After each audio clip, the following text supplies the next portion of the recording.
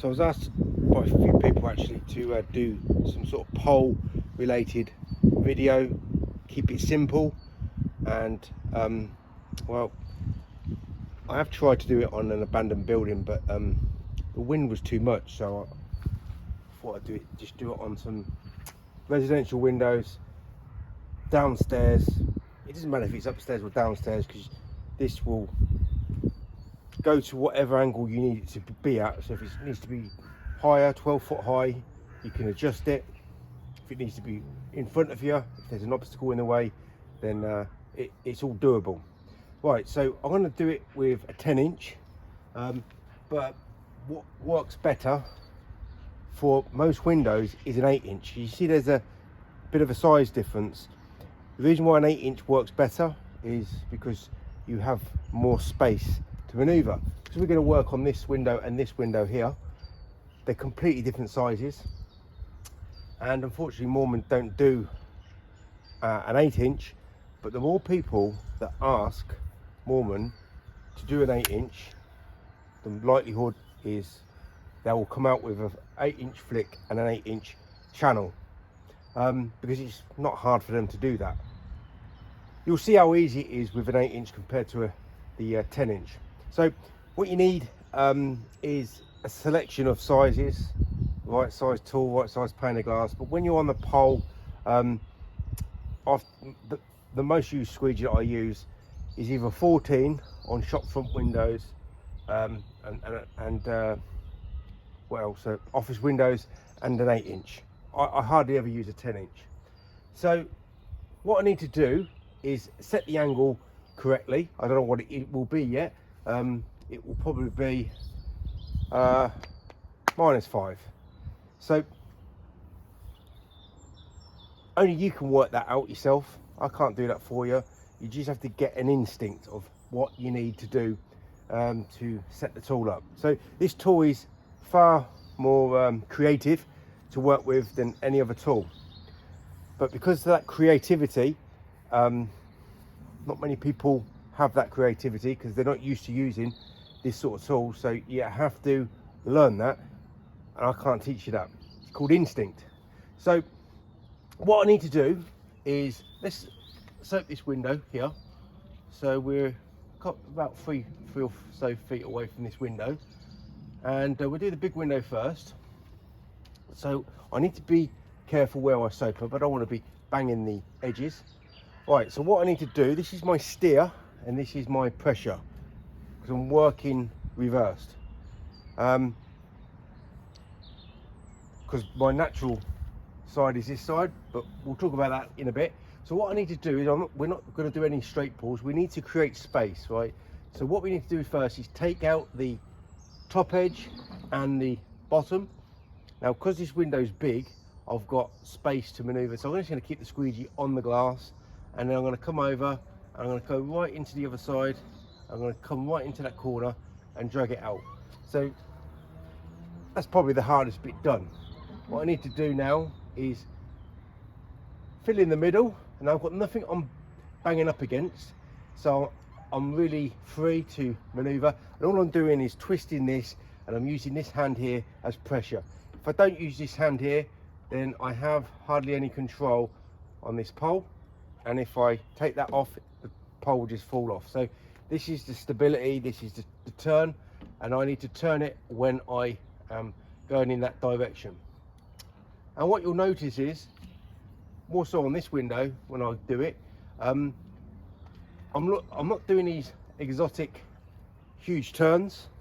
I'm doing down, up and over. So you think of a rainbow shape, that's the kind of shape that I'm making with my fanning over the glass. Right, so what you don't see on YouTube is people using two hands or two sides. So I'm going to move the camera over there, because this is what you need to do as a window cleaner. Now, the people who asked me to do this video, they all told me they were really bad at poling. So think of it like this: you're bad at poling on your good side, so you're going to be awful to pole on your left side. That's the best time to start poling both sides.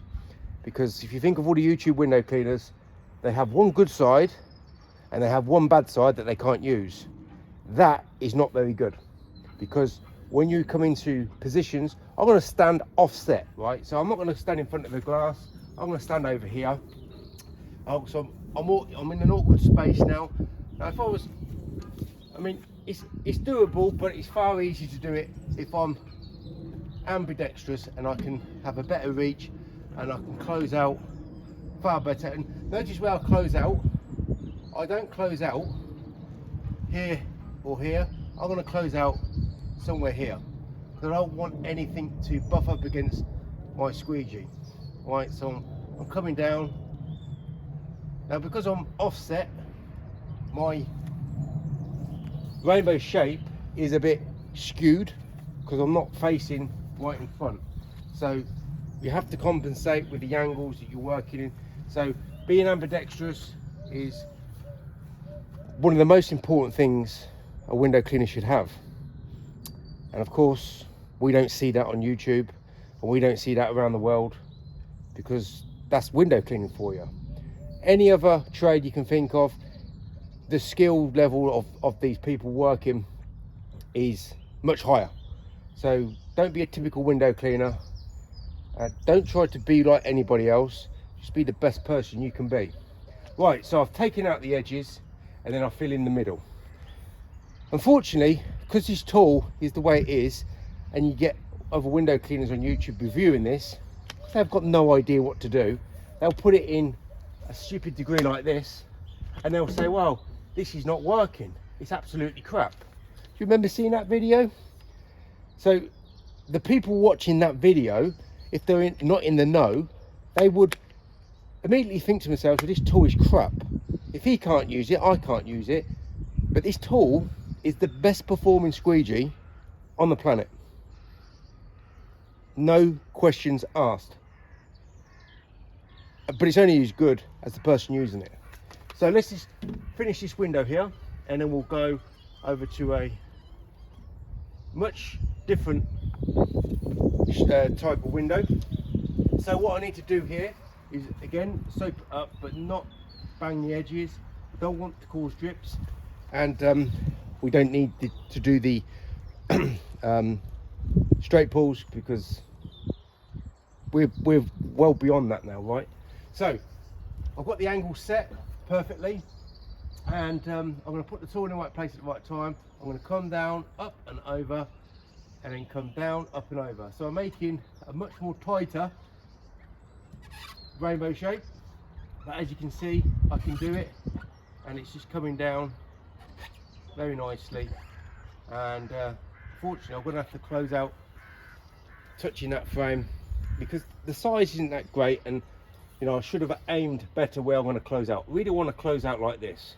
But the benefit of having this tool is I've got much more space. You have to create the space for this tool to work.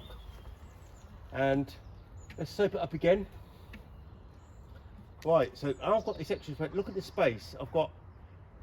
It's exactly like two sizes. The width is that window of this channel here, so I can cut in. Now I've got much better space to work, and let's make some mistakes. I'm all the way down here. That's all right. Let's go back up and fix that.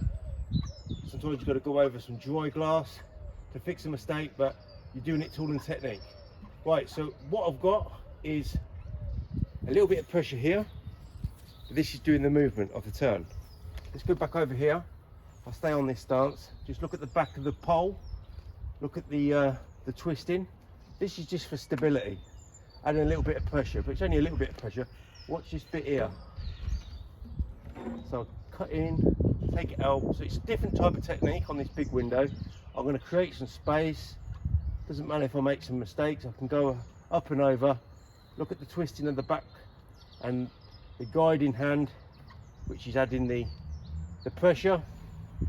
So that's how you want to be working, and you always alternate, one side then the other side, one side then the other side. Let's move it over here so I can do it on the